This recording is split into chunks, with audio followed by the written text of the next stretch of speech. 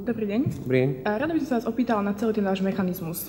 Na základe akých odporúčaní, alebo respektíve aké odporúčania sa dávajú teraz v súčasnosti?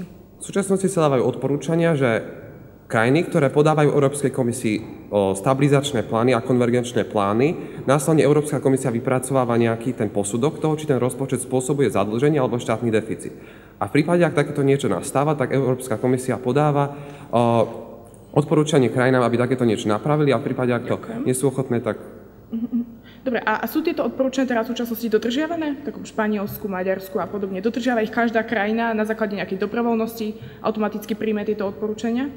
No prirodzené, že nie, ale zdá sa nám spravodlivejšie, keď tá krajina má právo rozhodnúť sa, či tie odporúčania vezme do úvahy, alebo či bude len prijímať politiku Európskej centrálnej banky, ktorá nemusí byť prirodzene ani tá najlepšia, pretože ani Európska centrálna banka nie je neschybiteľná. Jednoducho aj ona môže sama rozhodnúť nesprávne. Čiže sa nám zdá, že ten systém, kedy je tam tá diskusia o tom rozpočte, je oveľa lepšia. Takže sa zdá, že je teda správne, ak to ponecháme len na daných krajinách, nebudú vystavení pod žiadnym tlakom nejakého veta a nebudú sa teda snažiť vytvoriť taký rozpočet, ktorý nebude vyhovovať len ich občanom, ale aj celej kritériám Európskej centrálnej banky. Je toto efektívnejšie?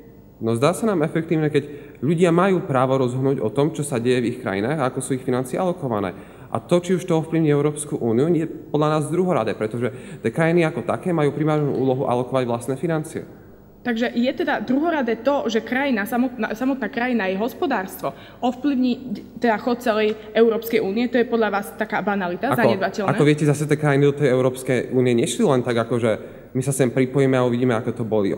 Oni chápali to, že európsky trh je jednoducho prepojený a že môže nastať situácia, kedy budú čeliť týmto riskom. Jednoducho, tie krajiny, oni nie sú len tak nepripravené na to, že takáto situácia môže nastať. Áno, ale ak proste vidíme, že tá krajina nedodržiava kritéria a hospodári zle, čo následne ovplyvňuje celú Európsku centrálnu banku, máme sa pozerať, máme teda toto dovoliť len na základe nejakej suverenity. Nie je efektívnejšie, ak proste ich prinútime dodržiavať nejaké kritéria alebo sa k tomu priblížia minimálne? No nie je efektívnejšie, lebo sme vám povedali, že už aj v súčasnosti máme nejaké nástroje, ako to môžeme robiť. A v prípade, ak urobíme to, čo robíte, to, čo chcete zaviesť, vy tak iba prinášame viac toho oleja do toho ohňa a jednoducho znižujeme tú dôveryhodnosť Európskej únie ako také. Pretože ľudia, oni nebudú vnímať Európsku centrálnu banku, oni si to spoja hneď s Európskou úniou a jednoducho budú proti tej politike Európskej únie. Áno, tak týmto prejdeme k tomu euroskeptizmu, ktorý ste vy tu o ňom teda hovorili.